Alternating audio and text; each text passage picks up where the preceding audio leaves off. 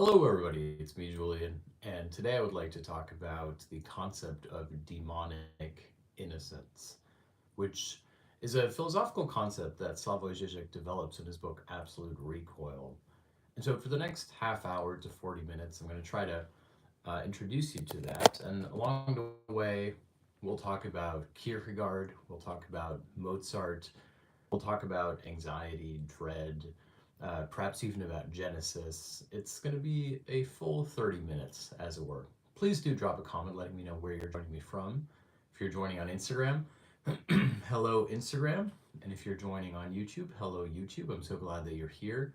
This is a weekly philosophy live stream lecture that I've been hosting for the past 3 years. And the goal is to make philosophical concepts accessible without losing the complexity.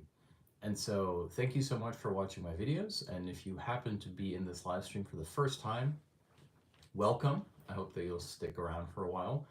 And please do, be aware of the fact that I also have a Patreon. So huge thank you to the patrons who continue to fund this project. And if you'd like to download all of my lectures as audio files, in fact, I'm recording this on a separate microphone right now. Plus, if you'd like to download my ebook, you can find all of that and more on my Patreon. The link is www.patreon.com/JulianPhilosophy. I see students from Spain, Rome, France, Thailand. Hello, that's wonderful. So nice to see you. It brings me so much joy that we're connecting from around the world. Okay, let's jump right in. So, the concept that I would like to explore in this video, and hello to those, I see someone joining from Kurdistan, hello, greetings. The concept that I would like to explore today is what Žižek refers to as demonic innocence. And it's an idea that he takes from Kierkegaard, the Danish philosopher. In fact, in his writing on dread, Kierkegaard essentially argues, says quite literally, that innocence is bliss, but that therefore innocence is ignorance. You've probably heard the expression ignorance is bliss, and Kierkegaard expands upon this to essentially say that innocence is bliss, is therefore ignorance. And Kierkegaard's main point, to simplify somewhat, is that when you exist in a state of innocence, you don't know the difference between good and evil. You haven't lived yet. You haven't acquired the painful subjective realization that the world is a complicated place and that, as the expression go, the path to hell is paved with good intentions. Therefore, to exist in innocence is to exist in bliss. But Źiźek likens this bliss, this innocence, to a kind of demonic innocence. And that's what I'd like to explain a little bit more here, because it's a very dramatic term to use. So the goal of this session is going to be what exactly is demonic innocence as a concept. And I'd actually like to start somewhere else, which is I'd like to start with Hamlet. Everybody knows the famous line from Shakespeare's Hamlet, where Hamlet grabs the skull. Oops. All my books are flying. Where Hamlet grabs the skull and says, "To be or not to be." But what I didn't know is that in French, one of the first translations of Hamlet was actually from the writer Voltaire. And Voltaire had a really interesting translation of "to be or not to be." In French, he translated it into "to live or to die, to go from being into nothingness." In fact, I have the French here. My French is a little bit poor, at least my pronunciation is. My reading French is sort of okay. Which the original is, of course, to be or not to be or not to be. That is the question. And this was translated into French by Voltaire as "de la vie à la mort ou de l'être au néant," which essentially means from life to death or from being to nothingness. In fact, I would venture a speculation, although I'm not sure if this is true, which is that Sartre's most famous work, Being and Nothingness, may well be derived from this Voltairean translation of Hamlet's "to be or not to be." But it's an interesting distinction nonetheless, right? namely from life to death, or from being to nothingness. And strictly speaking, we have here this, the simplest formula. Oh, my mic is cutting out. Someone says my mic is cutting out. I hope it's still here.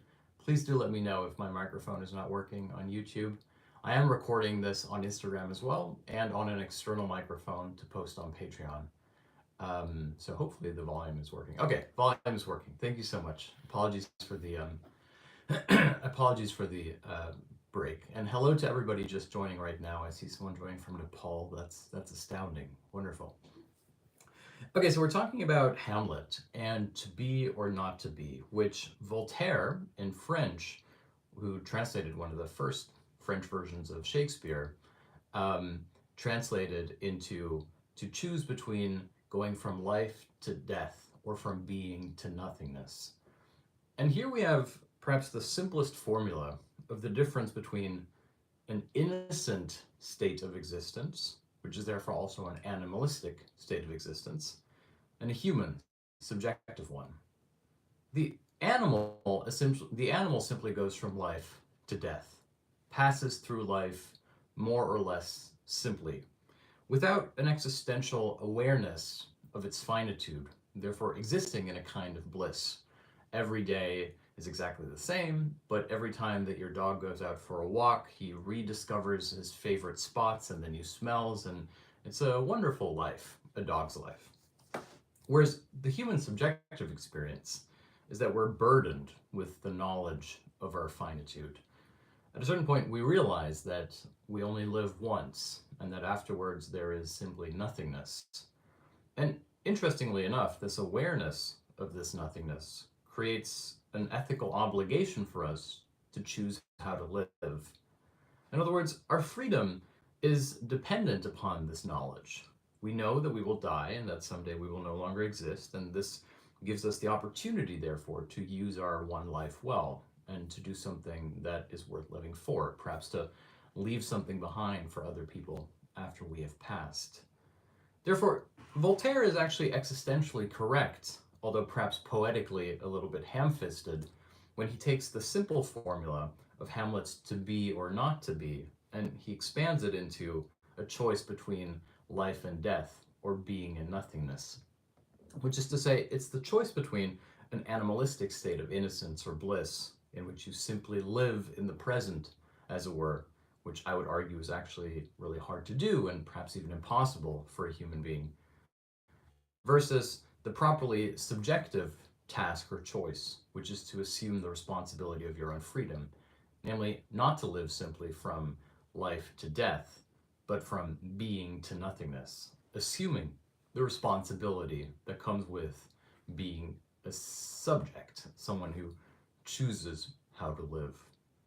Therefore, fundamentally, to be a subject, namely to assume the burden and the responsibility of being confronted with the abyss of nothingness, is therefore to have to choose between good and evil, to realize that the world is not a simple place. It's a place full of contradictions and impossible injustices, and having to navigate the contradictory feelings that come with it. In fact, this is something that Hegel was already aware of. Hegel, of course, being in a sense the philosophical nemesis of Kierkegaard. Hegel, somewhat similarly to Kierkegaard, argued that the prohibition itself invites the desire to essentially transgress, which is to say that as soon as somebody tells you you can't do something, you're probably going to want to do it. In fact, on the most elementary level, all ethics aside, if somebody tells you not to think about something, you will probably think of it. This is one of the great legends about Alexander the Great, that at a certain point he came across a woman who was either an oracle or a witch, we don't know exactly, and she essentially tells him that she will reward him greatly, that she will give him great abundance and essentially, I don't know, some form of existential reward if he is able to not think of X. And he refuses. He doesn't even participate in her challenge. He knows perfectly well that it's a trap. That as soon as she says, don't think about X, he will think about it. In fact, the very prohibition invites the image.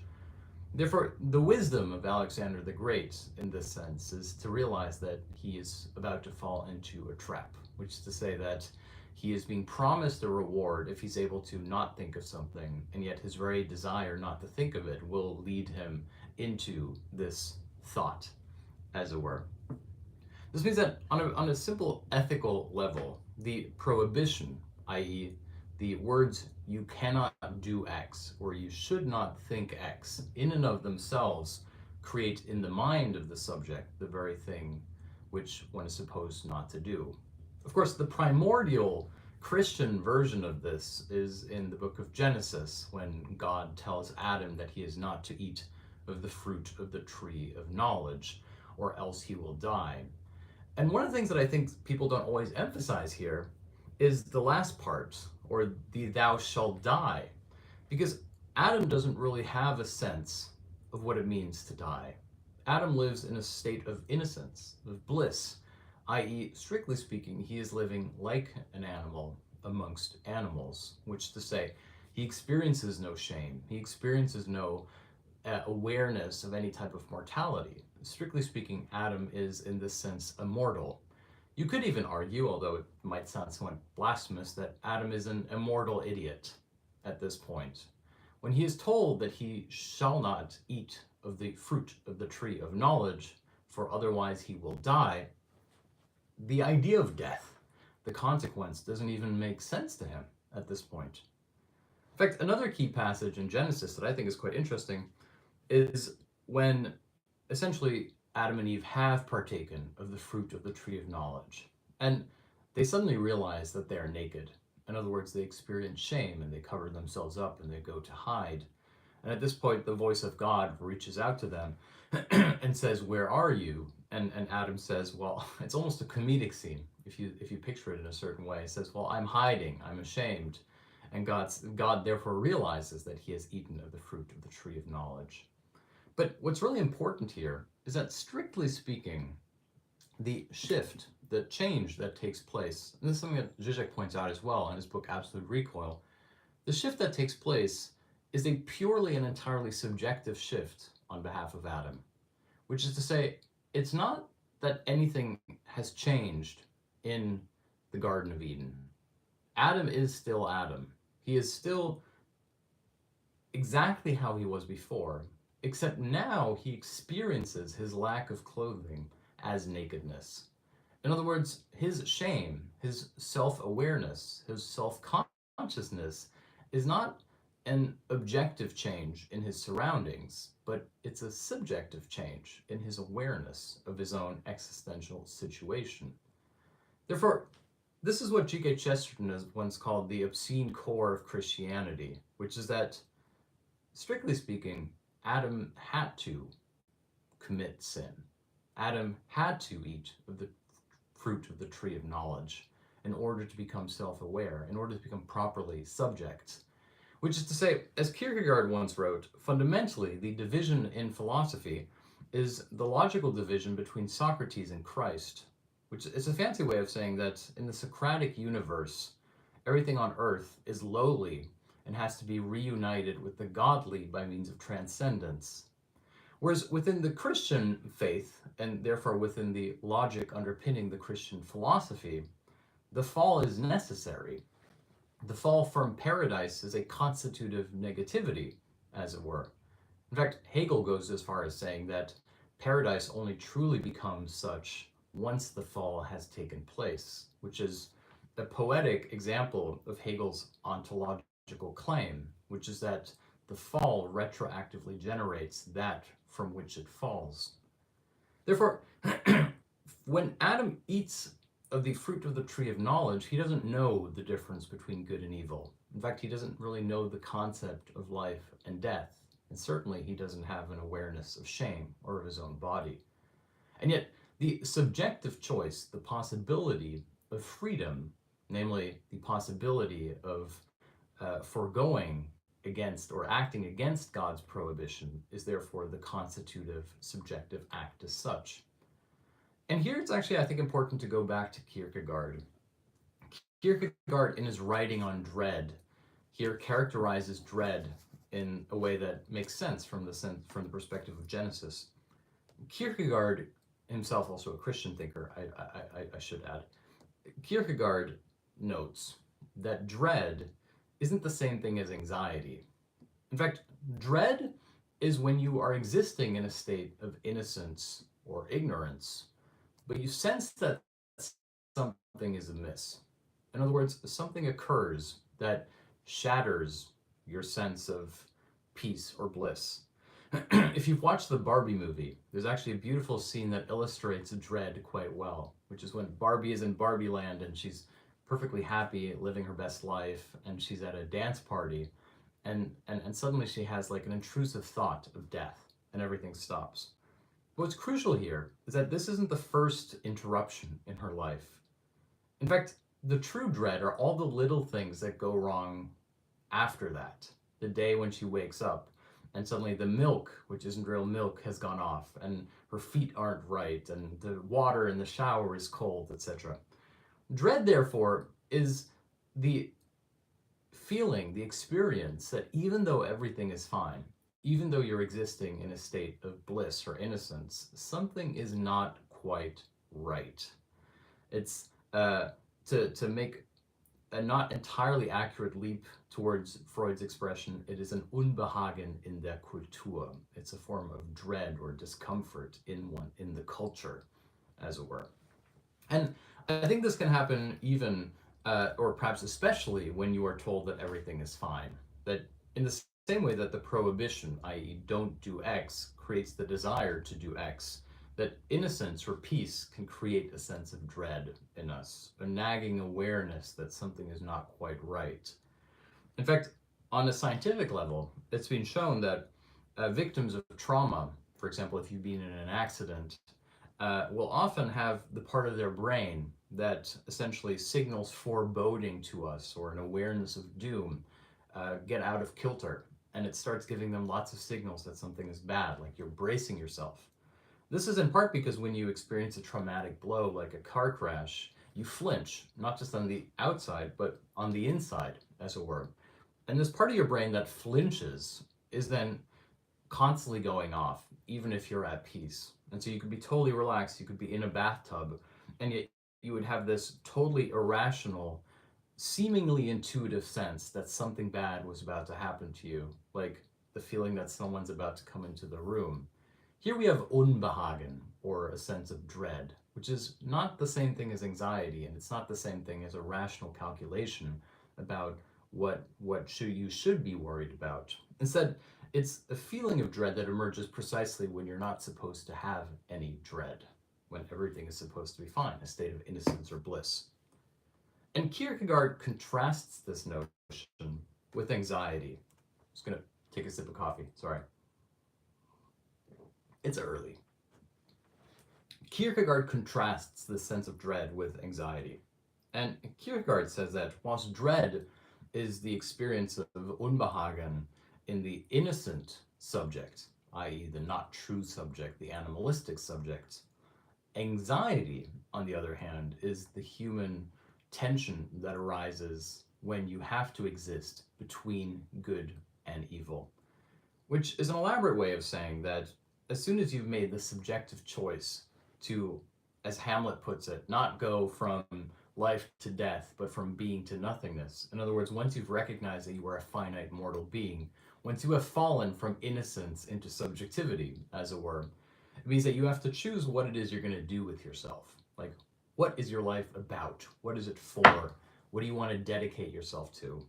And Kierkegaard has this beautifully poetic image where he talks about human life being like a pebble that you're skipping across the surface of the water.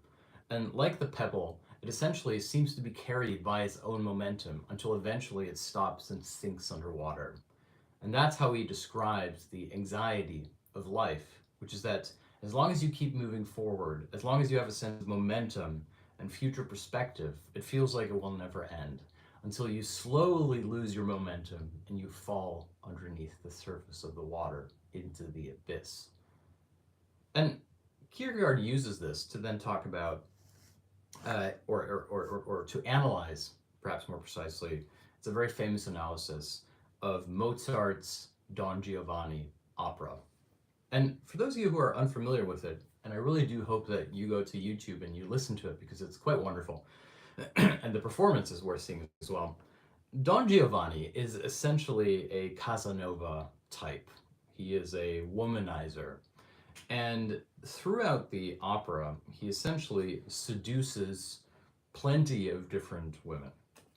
And he is so committed to being a Casanova that he even has a footman, a manservant, who follows him around with a list. And he writes his conquests on this list. And Kierkegaard characterizes or describes Don Giovanni as this subject that is like a stone skipping over the water, which is to say, Don Giovanni has decided that the way that he is going to overcome the anxiety of being a finite mortal being is to seek romantic conquests. This is his life's project. This is his work, as it were. And in a sense, therefore, this is, in psychoanalytic terms, his death drive. This is the drive that he experiences, or to put it simply, the reason why he gets out of bed in the morning is to find a woman he can take to bed. And the secret of Don Giovanni, the kernel of truth, the tragedy, if you will, is that he is not able to actually commit to anybody. He doesn't really love anybody. Instead, he loves the list. He loves his number. He loves his conquests. He is ethically committed to prolong his list of conquests. In fact, his entire subjectivity hinges on it, which is to say that if he would stop for a moment and no longer seduce everyone around him, he wouldn't know who he was anymore. In a sense, Don Giovanni is losing his soul to this pursuit. In fact, at the end of the play, when he's challenged by the Commendatore, he essentially chooses to be dragged to hell. He chooses almost willingly to commit to his ethical pursuit of his list, even though it takes him all the way into hell. It's a beautiful opera. I highly recommend it. Kierkegaard, however, is especially interested in the opening overture to the music. In fact, Kierkegaard says that the Mozart's overture to Don Giovanni essentially has in musical form this transition from innocence to dread to subjective anxiety. He says the music starts, and you can listen, if you will, if you want to on YouTube, you can probably find it, the overture to Mozart's Don Giovanni. He says, we hear a rumbling of sorts, a low humming. There is a nothingness, a void, but there is also a dread that runs through it. And then out of nowhere, we have the subjective intrusion, which is marked by the violin. And suddenly, the subjectivity of Don Giovanni emerges, and we transition from the abstract notion of dread into the subjective embrace of anxiety. Anxiety as the subjective desire to do something with one's life. And therein begins the act and the tragedy of Don Giovanni. And this is, I think, a really beautiful piece of musical analysis, because Kierkegaard is using the music not only to illustrate his own theories, but vice versa. He's interpreting the music in a way that actually, I believe, enriches it, that allows us to see it more clearly. Now, using these ideas that I've laid out here, I think we can return to Slavoj Žižek's argument about demonic innocence, which is how I began this lecture. So what exactly is demonic innocence for Slavoj Žižek? Well, for Źiźek, the point is that innocence is not actually blissful. In fact, innocence, as we've already seen before, is strictly speaking pre-subjective. It exists on a purely instinctual level of animalistic instinct instead of subjective drive. In fact, from a psychoanalytic perspective, this is one of the distinctions that Freud makes in his work, where he talks about instinct versus trieb, or drive. Instinct is essentially tautological, i.e., it's when your desire follows exactly in the mandate of what is necessary, which is a fancy way of saying that instinct is, for example, when you have to go to the bathroom, and you get up and you go to the bathroom. Or if you're hungry, you go and you eat something. This is essentially what animals do. Whereas for Freud, one of the central human experiences is to be able to actually disregard your bodily needs, to act against instinct. Drive is precisely the assumption of a purpose, of a meaning to your life that takes priority. For example, let's say that you're busy watching a movie. You might have to go to the bathroom because movies are very long these days, and yet you will resist. Here we have the subject who fights against his inner needs so as to assert his individual subjective drive. And Źiźek makes the argument that, strictly speaking, innocence therefore exists outside of good or evil, i.e. it exists before it. But this also means that, strictly speaking, good doesn't enter into the picture. That therefore, innocence is a form of evil because it exists before the possibility of good. And this is a position that Źiźek takes pretty much directly from Hegel. One of the arguments that Hegel makes about good and evil is that, strictly speaking, good and evil are concepts. They're notions of subjective thought.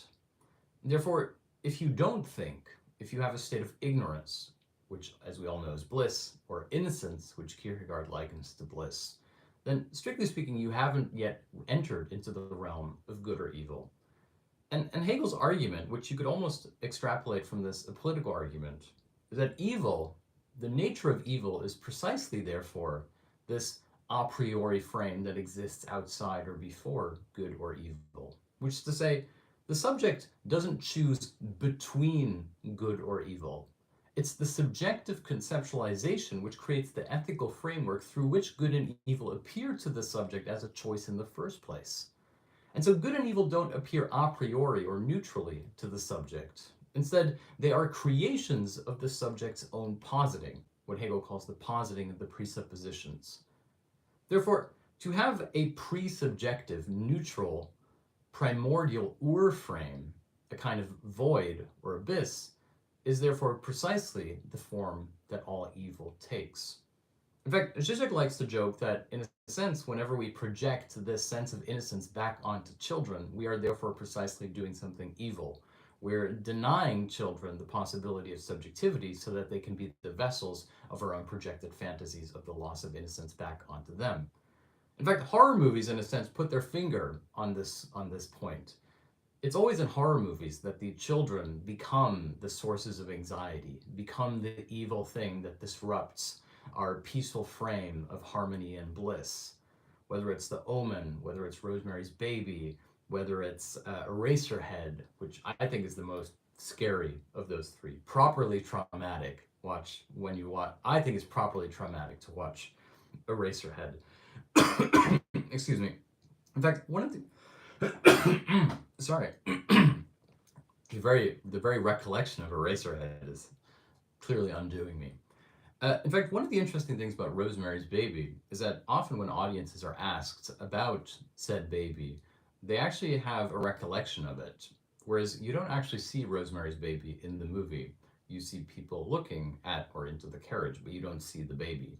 In a sense, the absence of Rosemary's Baby is therefore precisely the traumatic, horrific thing, the intrusion of the real.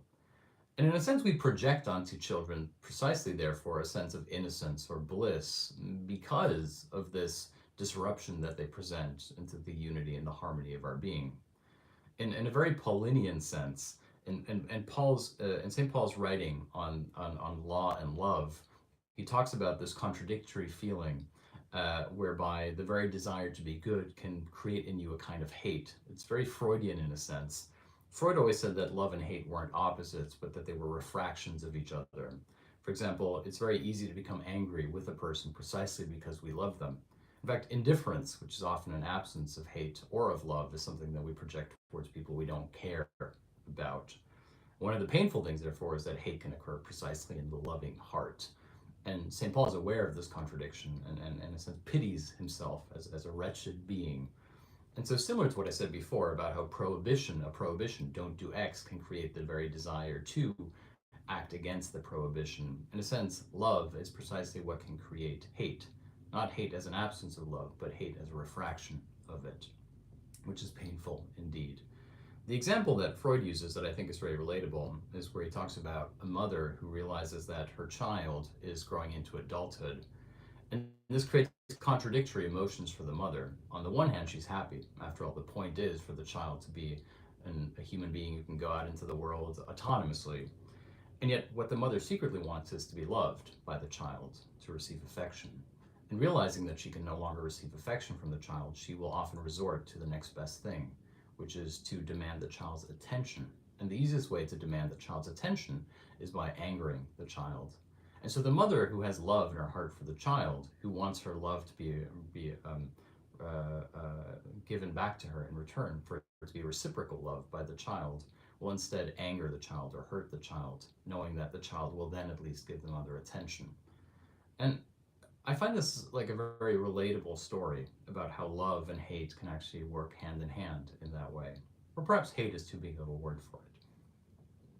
Anyway, the point here is once again that for Slavoj Žižek, in a very Hegelian sense, innocence is an evil category. It's evil precisely because it posits a rationality or a subjective content to something which is supposed to exist outside or a priori to the frame of good and evil as such. In fact, the insistence on innocence as bliss is in fact the insistence on a form of subjectivity that isn't properly ethical, that doesn't actually view the world in terms of good or evil. In fact, this is loosely related to his critique of the Hegelian idea of the liberal soul, essentially, as the beautiful soul, Źiźek's critique of liberalism and Hegel's beautiful soul.